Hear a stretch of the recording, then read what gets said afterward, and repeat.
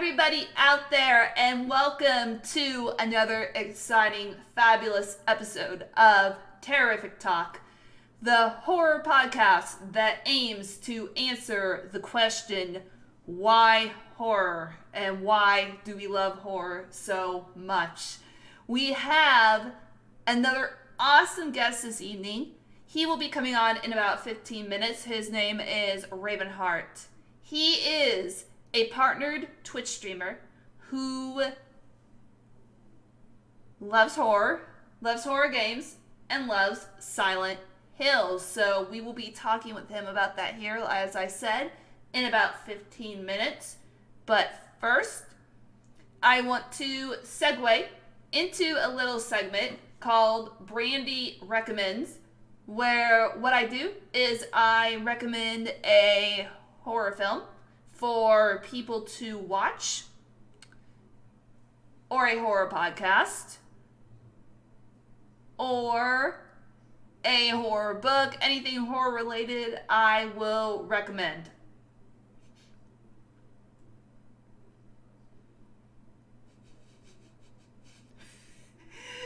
And my audience is being a little bit cheeky this evening. They tell me that I never ask when horror is or how horror is. I'm sure that horror is doing just fine, thank you.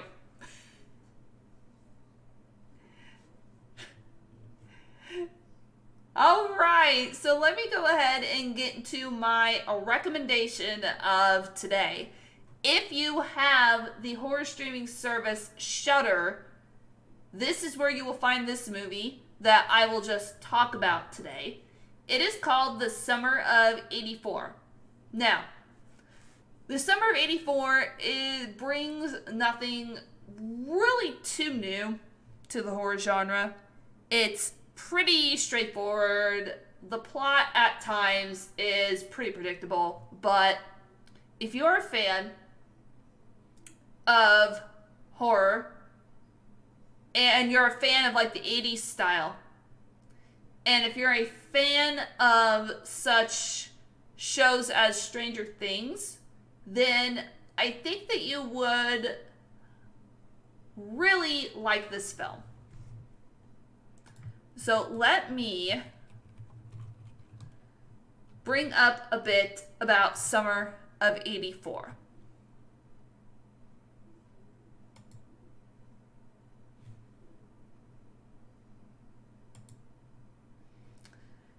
So according to IMDb.com, Summer of '84 is a horror movie that just came out this past year, August 10th, 2018.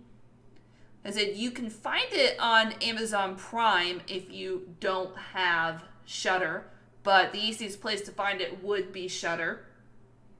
I said I'm not sponsored by Shudder. They are just an awesome streaming service that I would highly recommend to any horror fans. So the plot behind it, without any spoilers, is as follows. After suspecting that their police officer neighbor is a serial killer, a group of teenage friends spend their summer spying on him and gathering evidence. But as they get closer to discovering the truth, things get dangerous. It looks like it was nominated for 3 awards at the Moulins de Ray Horror Film Festival in 2018. So, as I've said, no, it doesn't bring too much new to the horror genre.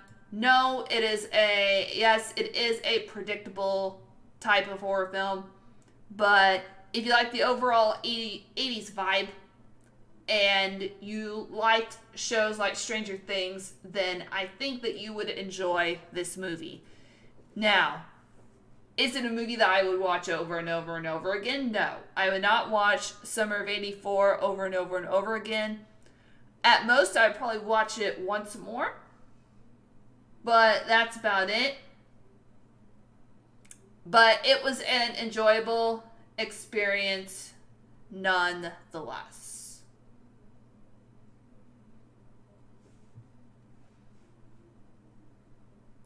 So, knowing more about Summer of '84, a little bit about it, is categorized as not just a horror, but also a mystery and a drama. Does it sound like something that you would want to watch?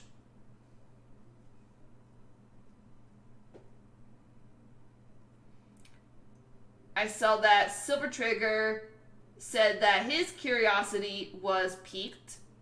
Maybe. Honestly, I love creative horror. So you're talking about horror, I assume, that brings something new to the genre. Does it just follow the same patterns?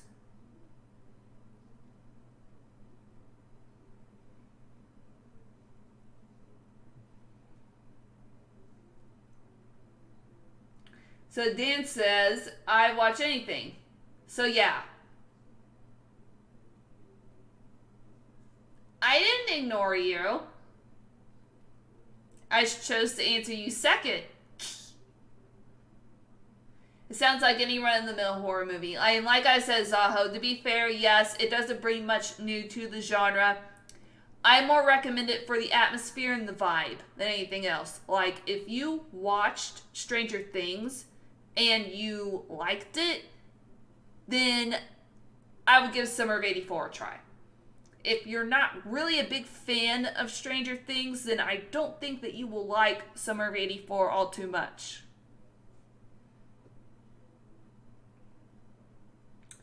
Actually, no. And it also gave me vibes because it was for friends. It gave me a little bit of a Stand By Me vibe. I don't know if any of you have ever seen Stand By Me. It was based off of the Stephen King novella The Body, directed by Rob Reiner.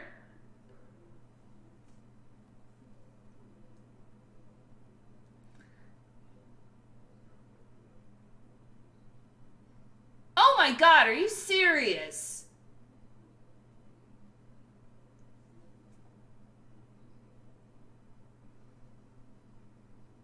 I have people who either have never heard of Stand By Me or who are just giving me shit right now. I can't tell which.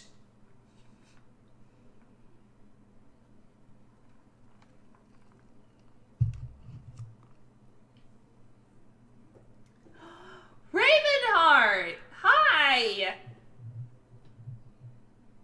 Have you been lurking this entire time?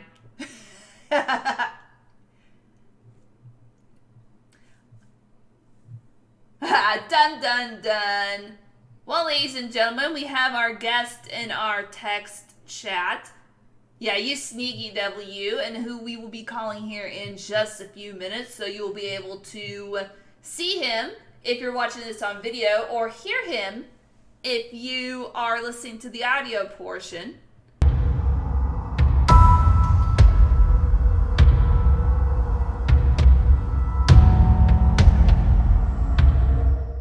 Hello, everybody, and welcome to the interview portion of the Terrorific Talk podcast. And with me, I have Ravenhart, who is a partnered Twitch streamer and fellow horror fan. So, welcome, sir. Glad to have you on the podcast this evening. It's nice to be here. Thanks for having me. Yeah, and like I said, there's been like you said, there's been a lot of back and forth going on, lots of patience involved, and I finally snagged you. I finally got you on Terrorific Talk. Yeah, for sure. I'm happy to talk about something I'm very passionate about. Obviously, you're very passionate about it too. To have a podcast dedicated straight to horror. I mean, I don't play nothing but horror on my stream. In fact, I've really tried to hide the fact that I like variety, because when it comes to my audience, like, horror is what they come out for in biggest numbers, especially the classic games. Of course, I do mostly gaming, well, pretty much 90% gaming on my channel, and most of it, I'd say 90% of the 90% of gaming is horror games. So hey, if you like it and your audience likes it, then why not, right? For sure. So, for those out there who don't know you or your Twitch content, give a brief introduction and kind of tell what you're all about besides what you've already said. Well, I mean, how far back are we talking here? Do you want to start at the beginning? I was a young boy growing up in back, but no, I'm just kidding. Yeah. No. Once upon a time. Well, I started streaming back in 2004. No, sorry, 2013. That's when I first started streaming on a really crappy laptop with integrated Intel graphics. I pretty much played very low res games, and I didn't even get my first HD stream under my belt until 2014 when I invested in a good streaming computer. And I always had like the first game I ever streamed was Amnesia: The Dark Descent, because it was a game that I knew I had really good reactions to. People would pop to my screams and my cries for help. Even though I play horror games all the time, people say, "Oh, nothing scares Raven anymore." I think that is a load of bull right there. I actually get caught off guard by some jump scares and some creepy moments, and atmosphere still does a number on me when it's done correctly, for sure. But yeah, I got partnered in 2014 around my birthday in August, and yeah, I've been it's been an up and down journey on Twitch, but I always come back to those classic series like Resident Evil and Silent Hill, and they get a lot of traction on my channel. I do a lot of in-depth story playthroughs and like analysis of the Silent Hill series, and it's what brought me together with the other 4 members of Team Silent, a team of Twitch partners all dedicated to the Silent Hill series. That's an Eternal Enigma, Nub Zombie, UFO Techie, and Maxi Lobes. And we founded Team Silent in 2018, and yeah, and there's a lot of awesome stuff. I'm the co-founder of the All Hallows Eve and St. Jude Play Live Scarathon here on Twitch TV, which is a 3-day event, nonstop event. Like it's basically 72 hours straight of all streamers playing horror games for charity. We've done that 3 years in a row now, and we've raised close to, I think we're getting close to 100K total raised for charity now, and we're gonna pick that back up in spring and again in October. That is amazing that organization is just like raised so much for charity. Mm-hmm. Yeah, for sure. And we've featured like at least 3 to 4 dozen different streamers, and we even did a simulcast marathon on Mixer. So with like their own lineup of streamers as well over there for the Scarathon last October. So it was like a dual platform event that we actually put together. It was a lot of stress, but yeah, it was worth it in the end. Yeah, I can imagine a lot of planning goes into making sure that the Scarathons go off right. It's like every few months, It seems like that you're doing them. Yeah, and for sure, we're going to be trying to raise the awareness of that this year, and we're probably going to, because normally we just have it hosted on a specific channel. Okay. Like the other co-founder of the Scarathon, I am Brandon, formerly known as UGR Gaming. You've probably heard of him. Yes. He hosted the first few, and then I hosted the last one. But we're probably going to make a central channel on Twitch for the Scarathon, so that way we can get 100% of the revenue, like because we can get the channel like affiliate status, and that way like even the subs and bits will go towards the final goal that we raise. Yeah, that would make everything, I think, a whole lot easier if it was all centralized. Yeah, for sure. Yeah. So that's what we're gonna work on this year. Yeah, instead of having to go back and forth between just one channel and then another channel. So yeah, I'm really excited to see how the next one goes down. Mm-hmm. Yeah. For sure. Yeah. And because I've been an avid watcher of that for at least the last 2 or 3 ones that have been on. Wow, nice. Yeah. Well, thanks for watching. Thanks for supporting. Yeah. Yeah, absolutely. I've been trying to get on myself. One day I will. Well, okay, let's kind of shift gears and switch topics let's talk about the why behind horror. So why do you love horror as a genre? So what is it about horror that attracts you to it? The funny thing is, I'm probably not going to give the answer that you probably think I'm going to. I'm actually not a fan of horror in general. I'm really a huge fan of certain aspects of horror. I love horror as something that is actually scary. Like because if you think back to most productions of horror dating all the way back to like the macabre days, like macabre days of like the early 1900s Uh-huh. and things like that. Like things that were scary and grotesque, they were used as more of like a flashy showmanship kind of way to like they were to scare you, but you quickly look away, and and everything was more for like the pomp and circumstance of that moment and to be more entertaining than to actually evoke some kind of emotion from you. And what I love like the stuff like that's like psychological horror and things that really like push the boundaries of what your perception of reality is and make you self-reflect to think like maybe I am the monster instead of like I like horror that makes you think like instead of putting yourself in the shoes of the protagonist running away or trying to fight for their lives. I like horror that puts you in the mindset of the monster or the killer or the pursuer, things like that, like that make you feel for like how someone could turn into that monster or to that killer. Like that's what I love about horror. And I heard someone talk about this recently. I think it was Call of Cthulhu, the streamer Call of Cthulhu. Uh-huh. Adam talked about on Twitter. That really stuck with me recently. He said, "Horror, it really is a dumping ground for the uncreative."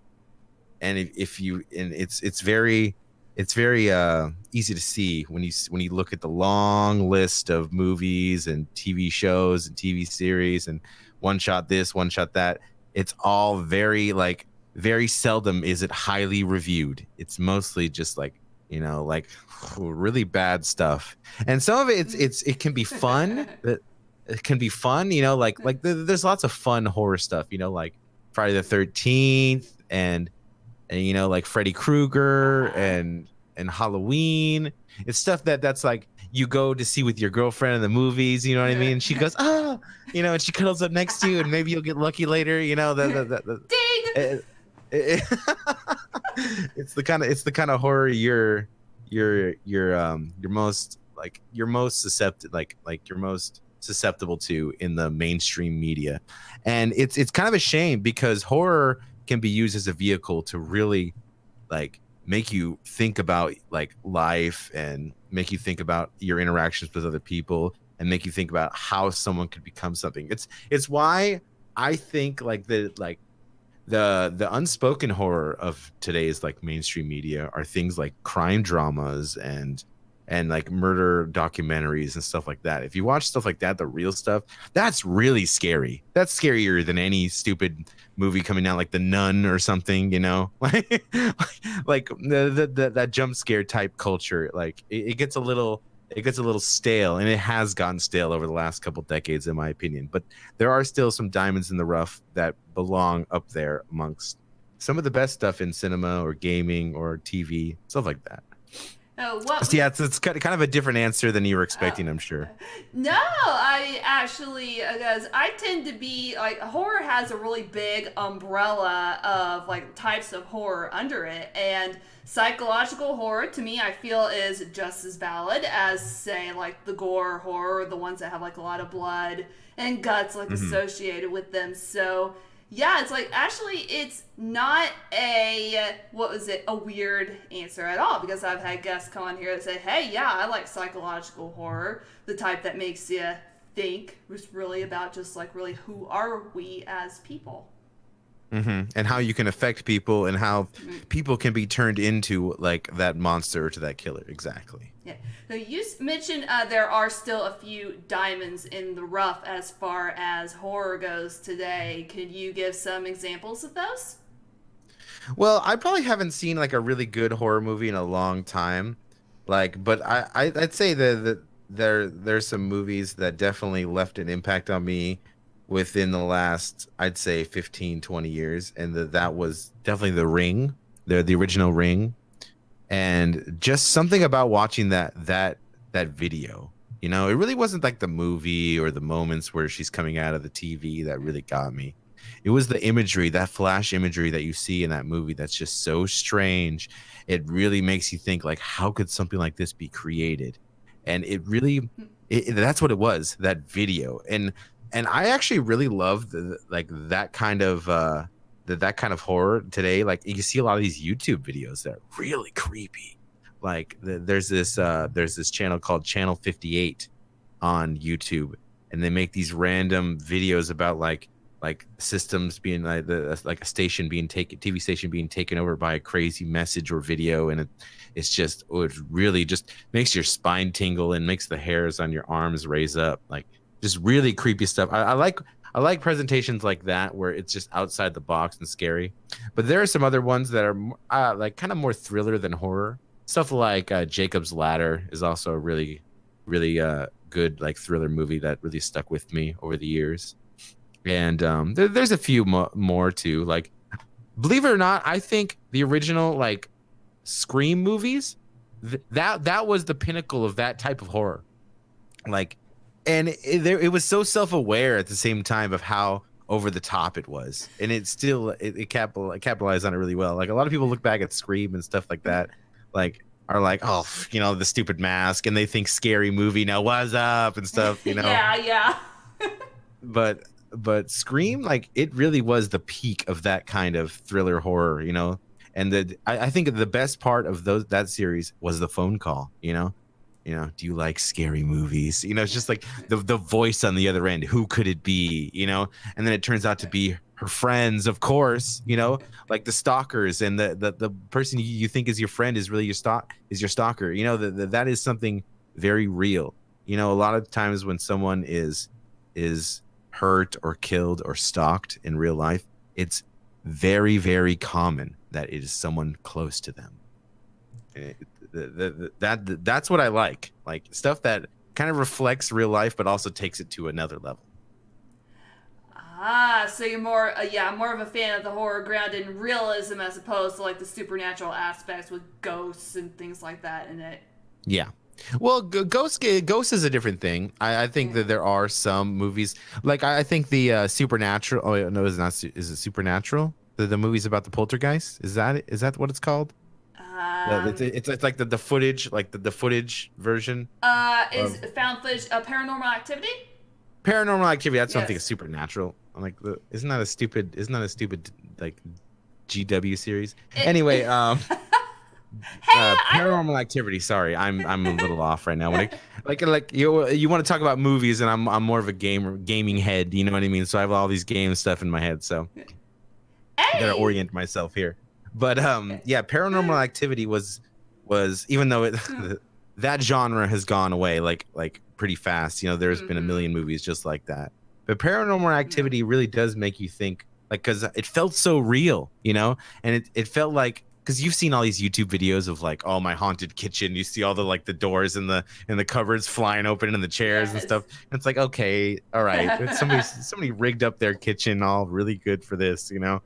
But that kind of movie, like it was very revolutionary, like for the time, like, and it was really scary watching that for the first time. It's not something you can go back and watch again, though. You know, I think that is the problem with a lot of horror. Is if it doesn't evoke an emotion or make you think like outside the box, like make you think about something you never thought about before, it's not worth coming back to, in my opinion, for a second viewing. I tend to find that issue with most horror to where it just evokes that reaction just once the first viewing, and then that's it. Like you said, you can't come back to something like that over and over again. Yeah, exactly. But it's also why the series like Halloween and stuff have survived so long, because yeah, it was kind of cheap thrills and stuff like that, and some of those movies are really, really, really bad if you've seen them. It had an overarching plot and characters that you could connect to, and that is also another part of horror that is really good. If you actually give actual human characters that you can relate to, it's worth coming back for, and it's why those series have stayed popular over the years. Exactly. I mean, most of the Halloweens were pretty cheesy, I will admit. Mm-hmm. I tend to like just like the original one and then the one that recently came out. Mm-hmm. I haven't seen that one yet, so I might see it when it comes out on digital. Yeah, so I won't spoil it. So yeah, I'll stop talking about it. I'll stop talking about it now, because otherwise I will maybe accidentally spoil it, and I do not want to. But yeah, this podcast talks about all kinds of horror here. How you mentioned how, oh, you just want to talk about movies. I love talking about games too. So Hmm. let's kind of segue into horror games. So of course we know that you like Silent Hill. Hmm. So besides Silent Hill, what are your other favorite types of horror games to play? Well, it's kind of funny because if I'm going to mention any other series of horror games, I have to mention Resident Evil, especially with the RE2 game coming out. I played Resident Evil 2 back when it first came out when I was a kid, and I remember first seeing that liquor scurry across that window pane for the first time before going into that hallway where you encounter it for the first time. And I remember as a kid seeing that and being like, "What the hell was that? Like, I am not leaving this room." And literally I went everywhere else first. Like I went everywhere else I could first but that hallway, just because of that first impression of seeing that thing I'd never seen before. And oof. But I'd say Resident Evil is one of those series that it's evolved the wrong way over time. It kind of got caught up with the Call of Duty style of, like, just all action first. Like, things have to be exploding everywhere, things have to be larger than life. And it kind of it removed itself from that cloak and dagger feel over time, with especially with games like 4 and 5, like Resident Evil 4 and 5. And but it's come back with RE7. A lot of people, there's a lot of hardcore RE people that don't like RE7 because of the first person camera, and it did change up a lot of things. But they've really brought it back. Capcom has, and I played the demo for RE2. I won't spoil anything, but it was great. It was great. And the 30-minute time limit thing, people are complaining about that. I loved it. It made it feel like an old school 90s game demo. Like, I loved it. I felt like I was a kid again. I wanted to, I'm going to eat that game up when it comes out. It's going to come out in 12 days now? I am super excited. I But know, me too. there are tons of games that I love too. Like, I like Amnesia, The Dark Descent. It's probably one of my favorite pure horror games of all time, and it's another game that really changed how we see horror games. It, like, because every first person horror game nowadays, with exploration and everything and puzzles and an overarching plot, it all started like Amnesia is the mother of all those games. It really is. If you think about it, Amnesia: The Dark Descent is the mother of all those, like, modern day. And the problem is that they've just been regurgitated out over and over and over, especially after the whole Slender Man, like, thing, and Five Nights at Uh, Freddy's, and it's just like every game is the same. Like, I think, like, peak bad horror game, like garbage horror game, is like that Emily Wants to Play. Like, have you played that? Oh my god, that is just peak terrible. But no, yeah, there's lots of good. haven't played that. Another Alien Isolation is another one that is amazing. I love Mm-hmm. the Alien series. I mean, there really isn't that many good movies from that series, but still, it's worth watching all of them, just because it's just great, especially Alien and Aliens. You have to at least watch those two movies. Oh yeah, I would definitely agree with you there. Yeah, first and second. The third was hot garbage, and then the ones after that, like Prometheus and whatever the other one was. I didn't even see the other one. I totally forgotten that it even existed. I think I blocked it out. Yeah, it's like what the good parts about, like, Alien and Aliens was, it was show don't tell, and that's what good horror is all about. Show don't tell. Like, you show something horrible, you show something scary, but you don't have to immediately explain what it is. And it's what a lot of movies do nowadays. It's like you used to see a monster step out of the shadows slowly, and you only see a glimpse of it before it kills and drags him away, or cuts to the next scene and stuff like that. And you see a little bit more of it over and over, and then you don't see the full monster. You don't come to face with the entire monster until the very end, the last climax. To see its final form. But um, I will say that what was I talking about here? I went off the rails a little bit there. But yeah, show don't tell. So you wanna lead up to something. You don't want to immediately just explain what it is right off the get-go. It kind of ruins the suspense. It ruins the reveal, I think, because if you already know Yeah. what's going on, yeah. I mean, it also in a way, if you feel like as a movie creator or a game creator that you have to explain too much and offer too much exposition about what was going on, and if you do it too much in a way, I feel it kind of insults the audience's intelligence just a little bit. For sure, yes, and it's kind of one of the biggest problems in horror, I think, is the constant every horror movie that is bad, every horror game that is bad, like that has a story that has like an overarching plot. Everyone that's bad always Mm-hmm. has that like treating your audience like idiots moment. Like it's terrible. Like, and it's why horror really doesn't get taken that seriously when it comes to media. Like it's terrible. But like I said before, I agree with what Adam said. Call of Yeah. Cthulhu.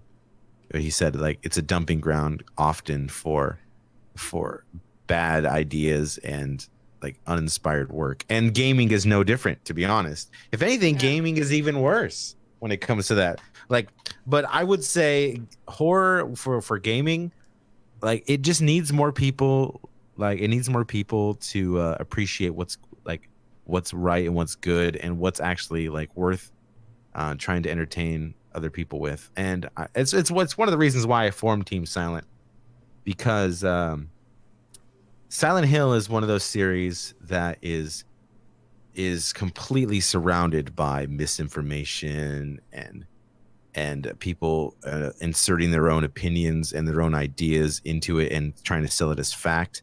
Because yeah, I mean, if you want to go off on Silent Hill, we can start talking about Silent Hill. Oh yes, so that's actually going to be like my next question. Is just like why Silent Hill? I mean, I've only played the first and the second one. I know there's many more games beyond that, but yeah, let's talk about Silent Hill. So Silent Hill, man, why? Well, honestly, Yeah, Silent Hill is yeah. one of in my opinion, like the like Silent Hill 1, 2, 3, and 4 are like the best the best possible examples for psychological horror and show don't tell horror done right when it comes to gaming. And the original Team Silent, which is like the development team from Konami that worked on the first four games. It's our name, our Twitch team name is Team Silent as well. It's an ode to them as respect, because we love their games so much.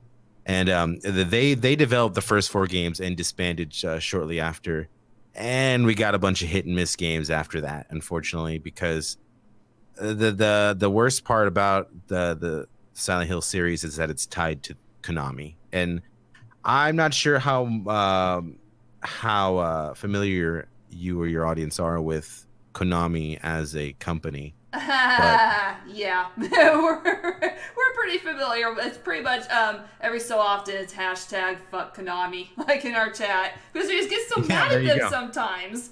There you go. There you go. Right there. Yeah. Hashtag. Yeah. It's funny though because like Konami, they were on top of the horror genre there with Silent Hill for years, and they also like had like even Metal Gear, like the series had lots of Hmm. moments of even Metal Gear Solid 1, if you played that, for the original PS1. I love that. It had tons of thriller and Hmm. scary moments in it, like that were just very highly detailed, and there was a lot of minds that worked for Konami that were so creative, and they just squandered all of that over the years over making money first and creativity second, and it's kind of terrible. um but that's a brief like synopsis of the bad when it comes to the all-around work of Silent Hill, how it's pretty much gone from one of the most highly respected and most spoke about horror game series to pretty much a laughingstock, a joke, like, and it's kind of sad. But it was a great series, and It's why Team Silent formed, like why the Twitch team formed, is we wanted to kind of do our part in removing the misinformation and the stigma and the ridiculousness surrounding the series, and we try to pay homage to what's real and what we try to stay to the facts and to what the developers like spoke about and just what you get from the games in general. We like to speculate on some things, but we don't go into detail too much or try to pass our opinions off as fact. And if any of you have ever visited the Silent Hill wiki, it's pretty much a meme as well. Like there's lots of stuff surrounding Silent Hill that is just a lot of misinformation. And but what I loved about Silent Hill, hold on, let me get this little quote up. It was fear. Yeah. It was the first little quote you see when you open up Silent Hill, and the opening little flavor FMB starts at the beginning before you go to the menu. It flashes across a little message, a little text message that says, "The fear of blood tends to create fear for the flesh." And like when you think about that, if you try to think about it literally, like, oh, if you're scared of blood, you might be scared of skin too. But no, it's if you think about it, this is what that means. It means the fear of the unknown, like, may lead to the fear of what you can see, of the known. And that to me personifies great horror. And it's more show don't tell, but also it's more in depth, because if you're scared of what you can't see, it'll make you scared of everything. And that to me is the creed of the Silent Hill series, or what it should be remembered for. Yeah, like I said, I only played like the first and the second one. I remember the second one being more, I guess, terrifying to me than the first one. I admittedly, I haven't, like I said, I haven't played any of the others, but if someone was just coming into the Silent Hill series for the very first time and they asked you, okay, Ravenhart, what game should I start off with? Would you recommend they start off with the first one or another one altogether? Well, when it comes to the series, it's not necessarily all linear. There's only 2 games that really link up to each other in terms of a linear story, and that's 1 and 3. But if you don't mind the dated graphics, I'd say start with Silent Hill 1. Silent Hill 1 is very much a game where you can come into it blind. You don't need to know much about it. The story is very vague, so it's more of the experience as a whole. And if you really explore, you could find all sorts of crazy pop culture references hidden in the game, and lots of things related to like the human mind and fear and abuse. And it's about a man who loses his daughter in a town basically that feels like it's cut off from reality, and it has its own separate reality. And all the monsters and terrible things that you see are manifested by a little girl who was raised up in a crazy religious cult, and they thought that they could resurrect a god through her. And so, like, through her own, like, because she was special and she had psychic powers, you can say. It's not really, it's kind of like that. Like, it's not really specifically said psychic powers, but it's the best way to describe it. So she somehow, I won't spoil too much, but because of her lack of control of her power, she was burned alive, but somehow survived. And at that point, like, she trapped the town in her own other reality that's all manifestations of her, like, of her trauma and of her memories and of her, like, the memories of her abuse and her fears. And it all plays out in a perfect landscape throughout the town, this abandoned town that's destroyed and cut off from the outside world and enveloped in a thick fog. I'm sure you all know it. Like, I'm sure most, like, someone's a gamer. Yeah. If someone is a gamer, especially a horror gamer, if it's foggy outside and they're like, it looks like Silent Hill out here. So yeah, that's what I think all the time. And Silent Hill 1 is a great place to start if you just want to experience the entire series. But if you just want the best of the best and you don't want to have to worry about like, oh, I don't want to have to play like 5 games or whatever. I just kind of want to play the best of the best. Just play Silent Hill 2. Silent Hill 2 is my favorite game of all time, and it's not really, doesn't really have that same edge as 1 and 3 and some of the other ones have, where about the, you know, the crazy religious cult and the kind of like the satanic stuff, you know, the like that's involved in it, or drugs and things like that, like how some of the other Silent Hill games are. It's more about like how fear can rise from a human condition, and like the overarching themes of loss and depravity and cutting oneself off from your own emotions and denial and suffering, like those overarching, and like acceptance and like acceptance, like loss, acceptance, and denial. It's pretty much like the stages of death. I'm not sure how many actual stages there are, and it's you kind of go through that as you go through that game.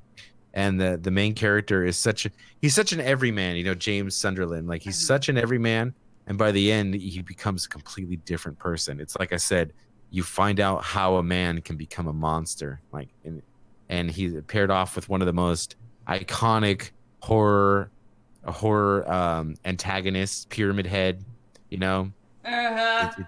It's just a masterpiece. And if you can get it for PC, there's lots of awesome stuff. There's the Silent Hill 2 Enhanced Edition that it's been painstakingly worked on for months, and it's now available. If you want to get the PC version, you want to play the tip-top HD version, not that crap HD collection that's available for the console. Like, yeah, do not buy the HD collection. Just don't. I mean, if it's all you have, just that's fine, but do not waste your money on the HD collection for Xbox or PlayStation. But yeah, PS2 is the PS2 version or the PC version of Silent Hill 2. Highly recommend if you just want the best of the best from the series. And after that, 3 and 4 are amazing too. If you're gonna play 1, I recommend 3 as well. It's an amazing game, and it takes the same kind of tone as 1, but it puts you in the shoes of a character that's much more relatable. A teenage girl called Heather, and she realizes her own connection to the original story, and she has to return to Silent Hill to face the end, and to face the end of her story, and how she's connected to Silent Hill and the original story and the girl that I was talking about in the first game. And then there's 4, which is another game that's not really connected to the other games in terms of story, but it does have certain references and things like that.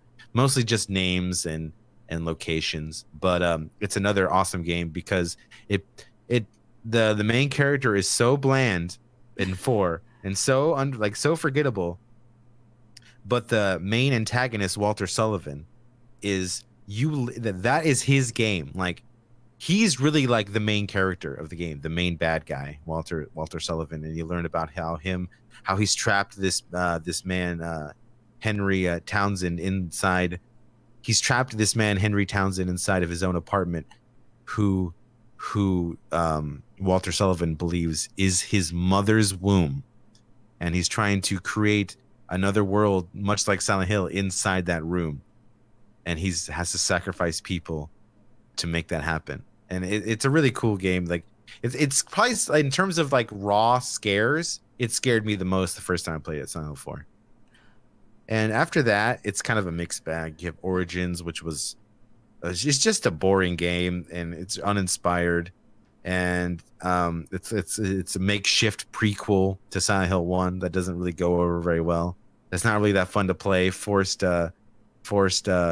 quick time events and things like that. It's not very fun. And then you have Homecoming, which they tried really hard with Homecoming. It's just not very good. Once again, uninspired and forgettable characters, forgettable plot. And then you have Shattered Memories, which honestly, it was sold as a reimagining of Silent Hill 1. But if you actually play the game, it is nothing other than just the names of the characters. It has nothing to do with Silent Hill 1, and it's just a really cool game. Like, if you play it, the gameplay really isn't anything to remember or to talk about. But there's lots of aspects in the game, like how you can make it change, like just by staring at something, you could change the story of the game like long enough in that game, and it's really cool, like how it takes you on a really unique journey, through the character, and like he has to deal with once again like denial and suffering, just like Silent Hill 2. And then you have, and then we come to Downpour, which has got to be just complete garbage. And it's mostly remembered that Korn did the opening song for the game. And yeah, and that's it. It's sad. Yeah, it's sad where we start at Silent Hill as one of like the most iconic horror games of all time. Then you come to the end of the road. It died a quiet death. The Silent Hill series did, and I won't even really talk about PT because people still like to talk about PT, the playable teaser for Silent Hills that ended up being canceled. Mm-hmm. I think it's just time to let that go, and I don't really want to dwell on that too much. It was a fun, awesome, really unique playable teaser. But other than that, the game's canceled. Not much to do with it's Konami for you right there.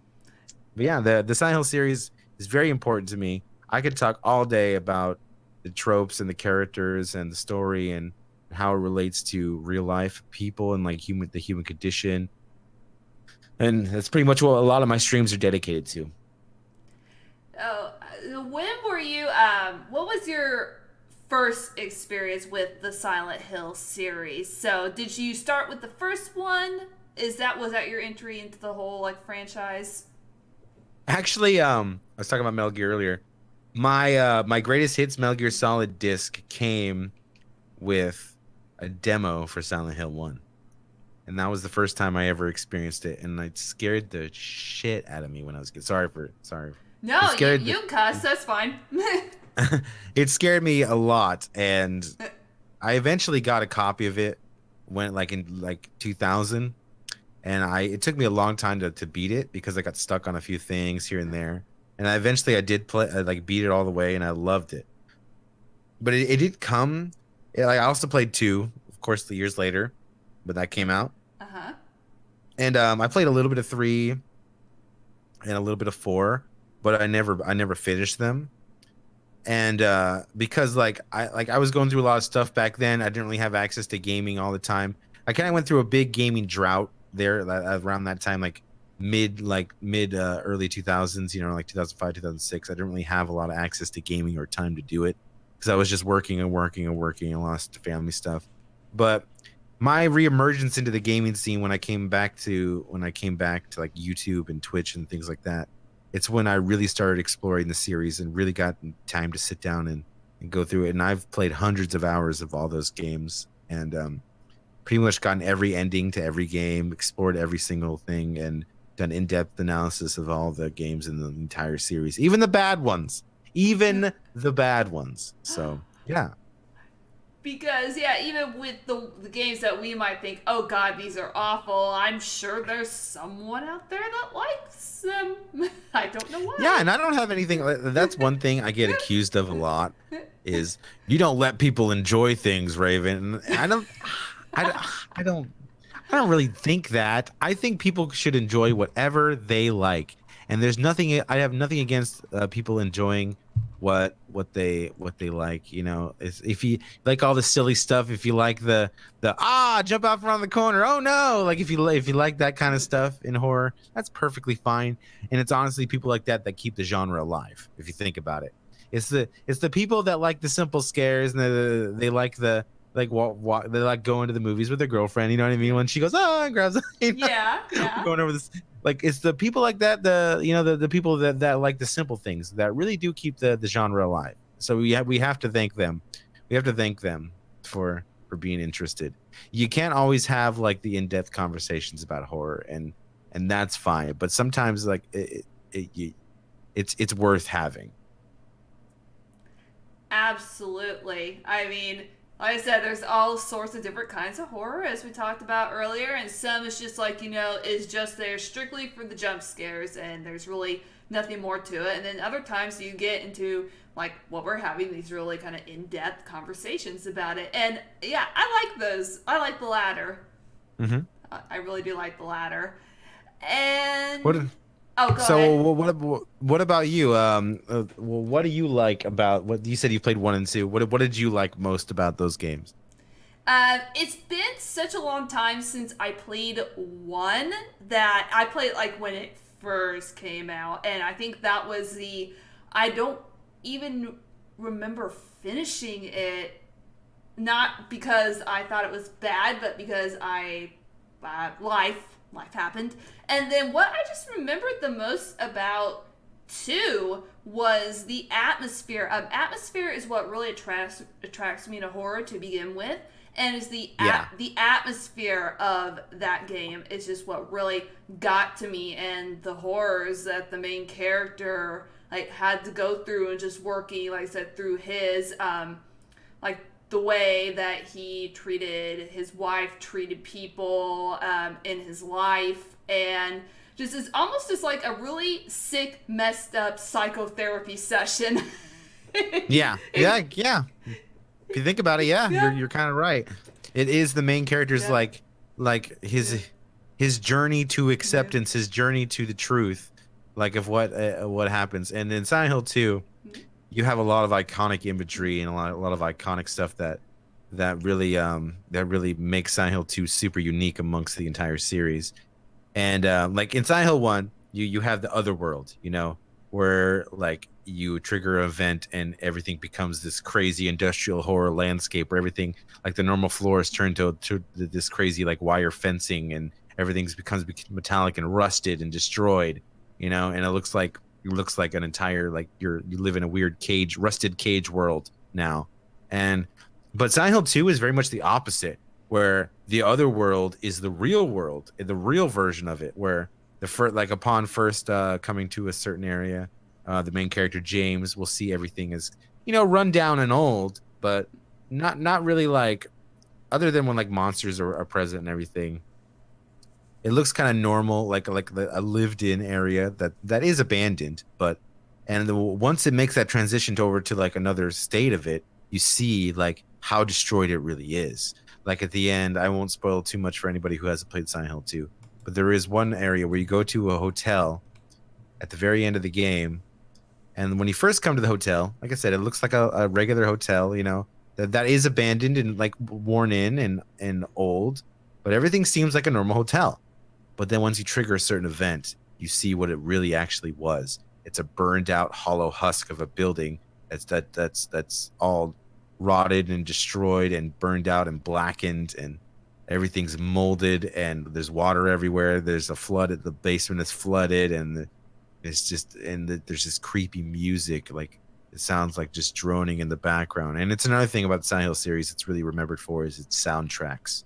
And Akira Yamaoka, the sound designer for those games, he's world renowned now as a great musician, and he really wasn't involved later on in some of the other projects. But in like 1, 2, and 3, not only did he write the music, but he designed all the sound. Like in Silent Hill 2, he said he recorded up to like I think it was like 150 different footfall sounds just for the characters, like Wow. for walking on different things and like them turning on a like doing the quick turn sound or just walking versus running on different types of like just little like things like that. Like the sound design is amazing. Like, and it's one of the, like you said, atmosphere. Sound has everything to do with atmosphere for sure. Exactly. 150 different football sounds? That's crazy. I didn't know that. Yeah, the amount of detail put into that game is kind of disgusting, actually. Like, it's often overlooked. It's one of the things like people think of Pyramid Head and like, oh, Pyramid Yes, Head, yeah. and the giant sword Mm-hmm. and how he's a reflection of James and blah blah blah, and like stuff like that is really important. But it's just that surface level stuff. And that's fine if if you just want to experience the surface level stuff. It's still worth playing. Not everybody has to go to Silent Hill College as one of your viewers, like just to appreciate the game. So yeah, I recommend everybody play play the series, at least the first four. And if you just want to play one, just play two. I'd say it's the best in the series So, by far. so even if the graphics, as you mentioned, are dated. Yeah, Silent Hill 1, definitely the graphics are dated for sure. Silent Hill 2 and 3 though, it's especially 3. If you play 3 on PC, you don't even have to have a high-end PC or anything like that. Silent Hill 3 on PC, if you put the right patches in, it looks great. Like I could even show you some whatever. I could show you some awesome screenshots of just me playing, like just of playing the game. Like the mocapping and the facial animations of the characters in 3 are so ahead of their time. And there's even games nowadays that don't come close to how good that game on PS2 looked, just with like facial animations and things like that. You probably think of games like Mass Effect Andromeda, you know what I mean? Like that. Yeah, so like let's not speak of that game. yeah. Just the level of detail they put into that. It was a labor of love. All those first 4 games really were a labor of love. Man. Yeah, I will have to revisit at least the first and the second one again, and now you told me that they're on PC. That makes me very happy. Yeah, and if you ever wanted to figure out easy ways to play them, how to set them up, you can always hit me up on Discord and things like that. I'd be happy to help you show them to your audience in the best possible versions of them. Yeah. I'm always open to help people out experience Silent Hill for the first time. Yay! I would greatly appreciate that, because it's always like those two are always something that I wanted to stream and play on the channel, but I was just never able to figure out how or where to get them or why. Oh yeah, for sure. And it's pretty easy nowadays, especially like I say, you don't even have to have that high end of a computer. But is anything that if it has Windows 10 on it, you could probably run it. Like unless it's like a remedial laptop, then I can't help you there. But if you have it, your stream quality seems great, so you probably could run the games just fine. Yeah, because I have Windows 10. Yeah, my computer is pretty beastly. Kind of as a tangent here. 32 gigabytes of RAM. I got an i7 7700K processor, liquid cooling, a 1080 graphics card. So yeah, I'd say I'm pretty set. Yeah, you'd be fine. You'd be able to run those games perfectly fine. Some of them do take a little bit of work, like especially if you want to play Silent Hill 2 for PC. The enhanced edition is so worth setting up because the game sounds and looks beautiful in stunning HD. And yeah, stunning HD for what year it came out. God, I feel old. Yeah, because I remember playing it when it first came out, and now it's just like, oh, geez, I am so old now.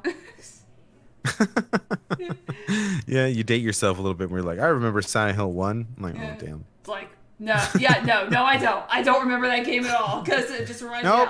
Nope. Still in my chat says, Raven should write a book, Pyramid Head Tactics for Modern Business. Oh, jeez.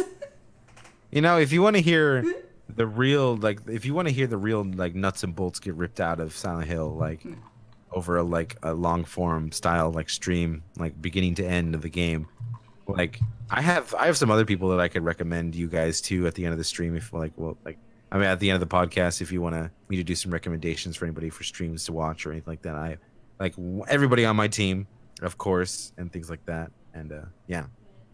Yeah, absolutely. Absolutely. Like, the podcast usually goes on for about an hour. I figured that's usually tends to be like the sweet spot for where most of the conversations, like how long that they tend to last. So no problem. Yeah, so let's go ahead and talk a little bit about I know you previously mentioned Team Silent, so what can people expect from a typical Team Silent stream? So like they click on one of the members, okay, so what will they be getting besides obviously someone playing Silent Hill?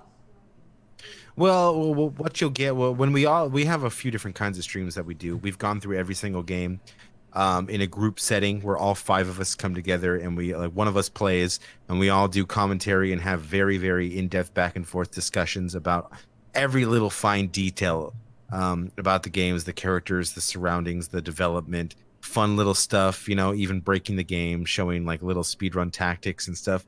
Like literally every bit of content you can wring out of those games we do in long form playthroughs that go upwards to 14, 15 hours in one sitting. So all those VODs are available online, and you can go back and watch them, like if you want to binge them, or if you want to watch them in small installments, it's fine. I wouldn't recommend anybody watching at one beginning to end, any of those beginning to end, but we've gone through every single game in the series, including like the HD collection, and we're doing the play novel now. We're going to be doing that at the end of the month on I think Nub Zombies channel, and yeah, but we've also done combination back-to-back marathons before amongst the channels, where we go through every game in the series back to back. Like one streamer will start and play the first game, then we'll raid into the next channel of the next team member, and they'll do two, and so on and so forth until we go through the whole series. We've done that, like kind of like it's like a relay marathon. We've done that as well, and we're going to be doing those a lot more often too. You probably think about channels like Outer Heaven Network, and we're very much inspired by them. The Outer Heaven Network is 3 streamers that are dedicated to the Metal Gear series, and we draw a lot of inspiration from them, like Three Dog, and Nightmare, and DRK. So it's kind of what we modeled our team after, but we don't have one centralized channel. The way rating works now, you don't have to worry about that, because rating just takes all your viewers and puts it into the next channel. You know what I mean? All nicely. So we've known each other like through like speedrunning communities and just in-depth like playthrough communities. We all just love Silent Hill. It's our bread and butter. It's what pays the bills. Like if you say, yeah, don't mind me saying. No, I don't mind at all. Like I said, I've said in the past, is like however people choose to approach Twitch or what they use Twitch for, it's just like it is really nobody's business but that broadcasters. Yeah, for sure. And Team Silent is very much dedicated to the Silent Hill series. So if you love Silent Hill, and if you love just like horror in general, all the streamers on that team, like we all have a soft spot for just horror, not just Silent Hill. Like I said, I play lots of Resident Evil on my channel. I love like games like Alien Isolation, Evil Within, even some other ones like I said, Amnesia, and some other not so great but still just fun to play. Right. Like there's a lot of fun ones. Like I probably have a catalog of games that I play literally every year, if it's not multiple times a year, and that catalog is probably getting upwards towards the 50 or 60 like numbers. And I play like they're all horror games too, pretty much all horror or thriller titles that I play every year, and we come back to more than once a year, especially the Resident Evil and Silent Hill series. I'm more of like the revisiting Resident Evil than I am like Silent Hill, because I didn't know like really like they even existed for play on PC. But now that I did, and I have you as a resource, yay! That makes me like for sure. That makes me so happy. You don't even know. Yeah, for sure. Like I said, it'll take some time to set up, like, and to learn how it works. But like, once you get it running, like you'll be astounded about how well it runs, how good it looks, for sure. Yeah, I will definitely grab you, and whenever you have like some free time, like I know like you're a very busy individual, like, but if you would like to help me with that, I would greatly appreciate it. Yeah, no problem. Yeah, like I said, if I can help somebody experience Silent Hill for the first time, or experience it in the best possible version, and show it to their audience, and like get it, because like I said, it's obvious that you have a deep appreciation for horror as a genre, and like especially with games and movies. So I know you'd love it. You'd love every minute of it, and it would be a brand new experience for you, especially if you went through like 1, 2, 3, and 4 on your stream. I'm sure your audience would eat it up. They'd love it. Yee, nice. Yeah, I'm already like excited about it because now that I know, it's just like it's like, yep, that's what I'm gonna be doing the first chance I get. Yeah, and it's what the team's all about. Once coming back to the team, if we can inspire anybody to take a deeper interest in the series, then we've done what we set out to do. Because you know who's not trying to get anybody interested in the series? You know who doesn't give a damn about the series? Konami. They Yeah. have given up on that series, and the latest installment of Silent Hill is a pachinko machine. If you know what that is, it's a gambling machine that is available in Japan, and it features Silent Hill FMVs and things. It's crazy the amount of detail that goes into this pachinko machine. One of our team members, an Eternal Enigma, actually has the machine. He bought the machine and has it in his streaming room. It's kind of crazy, like the amount of detail that goes into this, like goes into the stupid machine. But it just goes to show you what Konami really cares about. They don't give a crap about the series. They don't care about people seeing it for the first time. They don't have any connection or love for the series other than making money from it. And it's gone. So we've taken it upon ourselves to keep the series alive, and that's what the team is all about. And I'm very happy to talk about it with anybody, to get anybody interested in it again, and to experience it for the first time, or to revisit it, or to maybe just look at it in a new light and see how much detail and love from the original developers, the original Team Silent, went into those games. That's awesome that you guys and that team exists on Twitch to be able to share that love of Silent Hill with people who have played it, like you said, multiple times, or just is now experiencing it for the first time. So yeah, I feel like, go you. Go you guys. For sure. Because I feel like I said, I haven't played all the series. I've just I got halfway through the first one and finished the second one. But even just with that, I have such a great appreciation for that series. Yeah, go you, right? I kind of my brain just kind of stopped for a second. It's yeah, I was going to say something really profound, and I was just go you. I don't even know where I was going with that, so my thought will probably come back to me here in just a minute. But while we are waiting on that, I'm going to ask my community if they have any questions for you, because I like to do a little Q&A at near the end of the podcast. So while we are waiting on those potential questions, talk about where your channel is, where people could find you on social media, when you'll be streaming next. Oh, sure. You could find me. Do you mind if am I allowed to put links in your chat? You are absolutely allowed to put links in chat. Okay, sure. You could find me at twitch.tv/Ravenhart, HART, right there. You could find my team here, twitch.tv/team/Team Silent. You could find all the members there. You could follow me on Twitter here. Oh wait, hold on. It's at Ravenhart, at Ravenhart007. And the Twitch team. Hold on, Twitch. Hold on. The team Twitter is right here. You can check here for updates when we're going to be doing streams and things like that. We put all sorts of fun Silent Hill related stuff on there as well, and we retweet developers when they're talking about it, stuff. People like Masahiro Ito, the original character designer and things like that for the original games. It's where you could find everything related that I'm working on. And yeah.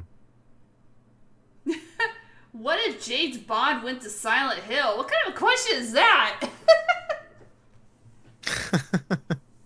What if James Bond went to Silent Hill? He'd probably find a rusted PP7. That's what he'd probably find. Instead of the golden PP7. I don't know. That's a good question.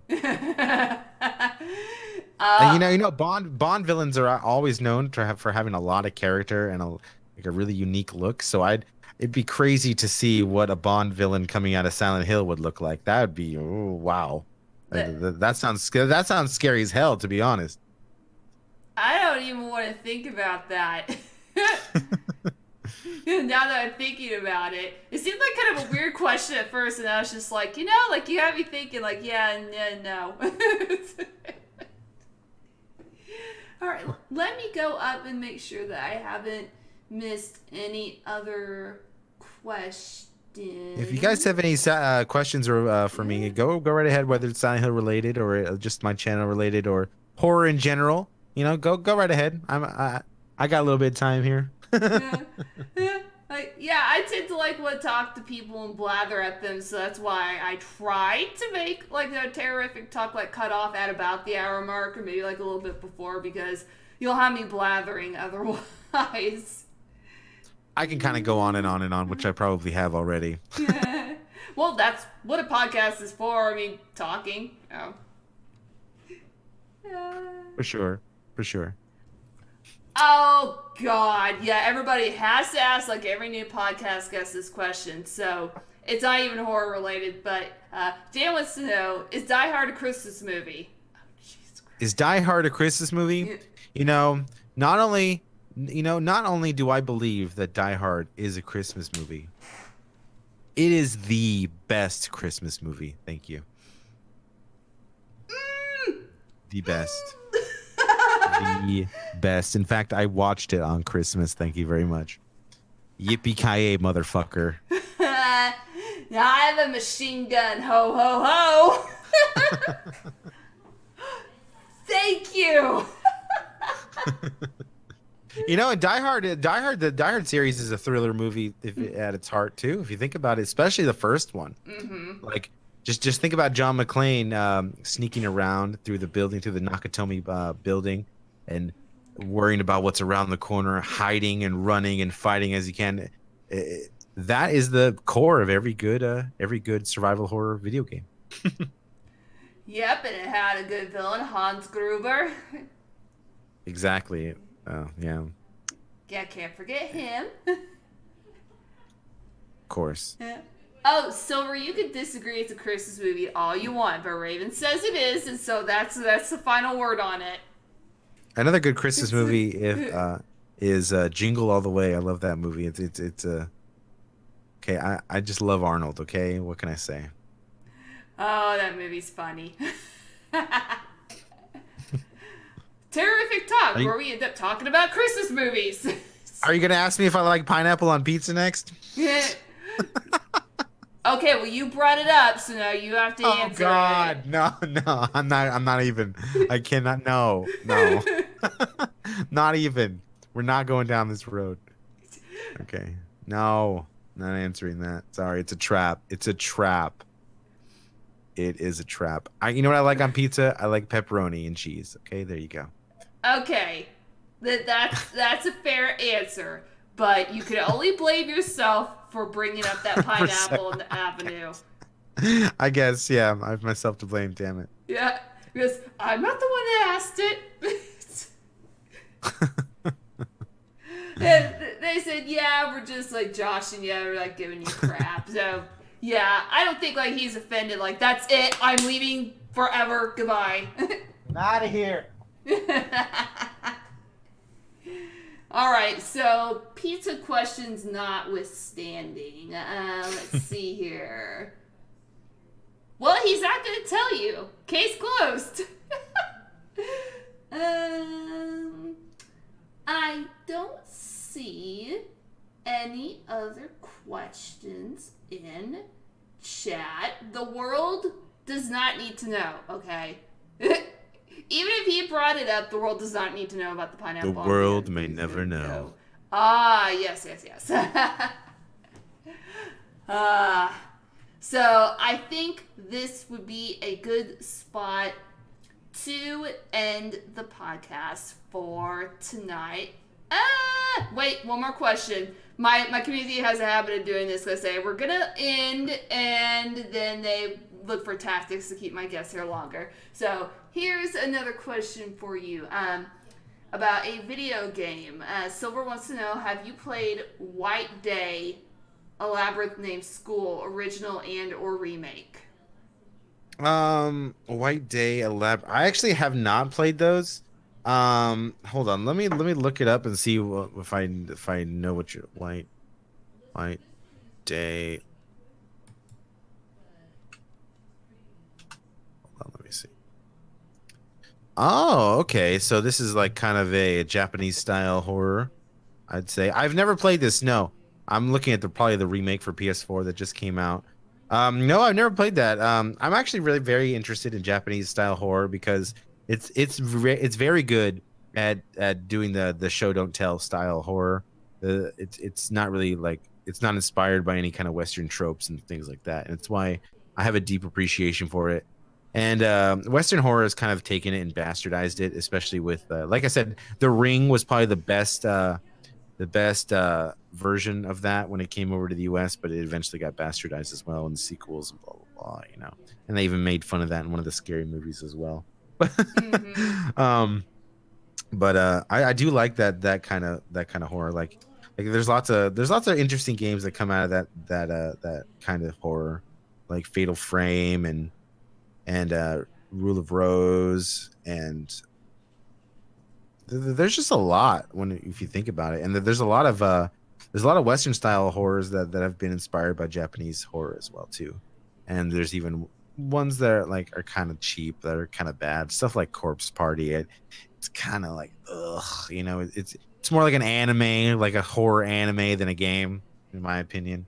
So it's Korean horror. Oh, okay. So yeah, like the Asian style horror. It's all very very similar in terms of being very good at the show don't tell style of horror. So, but I'd probably try it out. I'd probably try it out for sure. I'm the kind of person who I'll play anything that's horror. At least try it. Unless it's agony. I'm not playing that. I'm not playing that game. Screw that. Somebody bought it for me and I'm still not playing it. No. It's like, I refuse. You wasted your money. Yeah, for sure. Let's see here. It was botched anyway. Yeah, that's what I heard too. That's what I heard too. Oh man. But yeah, any other questions, guys? If you want to get in some last minute questions, even if it's simple or whatever, go right ahead. If you're just asking my opinion, I don't care. It's all good. Yeah. How many licks does it take to get to center of a Tootsie Roll Pop? No,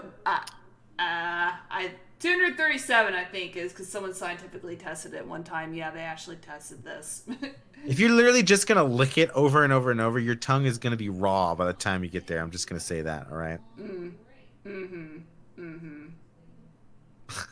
You have to suck, not lick. Okay. Yeah. 3. The answer is 3. Okay, whatever. If you ask Mr. Owl, I guess. Okay, but I'm Raven, not Mr. Owl. All right. Yeah. See, different species of bird. If you want to ask me any avian centered questions, that'd be fine too. Jeez. My community is weird, but I love them because I am just as weird. I guess I attract weird people. You have no idea, all right? You have no playing a lot of horror games all the time. It does sometimes it brings out a very specific type of person who sometimes actually will try to work out their own issues through the experience they get through watching you play that specific game. It evokes a type of emotion, and sometimes it brings out really deep-seated stuff in people and viewers. And sometimes it's very thought-provoking, and other times it's very disturbing. Like I've had some people ask me some very disturbing questions or give some really hot takes on things that have happened during some horror game streams that have really just baffled me or confused me, like very very much. It's kind of crazy what some people can get out of those experiences for themselves, and that's what I love. I guess a good way to top it off, a good way to put a cap on this kind of conversation is that what's best about horror, the best possible horror is something that you can watch or absorb or play or anything that you can get your own, like you can have your own opinion and your own interpretation of what you just saw, what you just played, what just happened in front of you. without having someone like be like, that's wrong, you're wrong. Like if you can literally have your own interpretation of something, and you're supposed to have your own interpretation by design, that to me is a good horror story. Bravo. Bravo.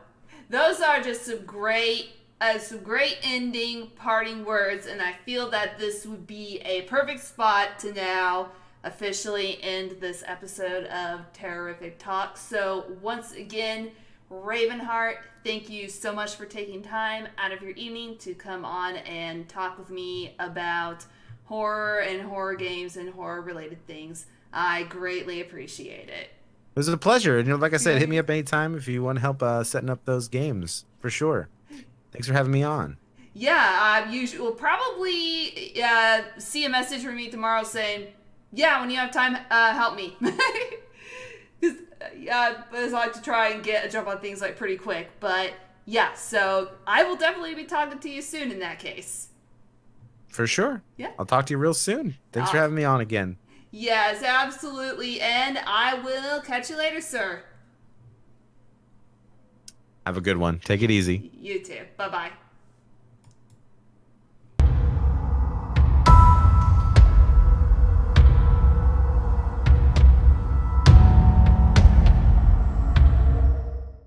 Once again, thank you so much to Ravenhart for coming on this episode of the Terrorific Talk podcast. And thank you to all of you out there for watching or listening. You can find the video of this episode on youtube.com/Brandykins, or you can listen to the audio version on anchor.fm/Terrorific Talk. If you are interested in becoming a patron of Terrorific Talk, you can go to patreon.com/Brandykins. So, until next time, stay terrific, everyone. Bye-bye.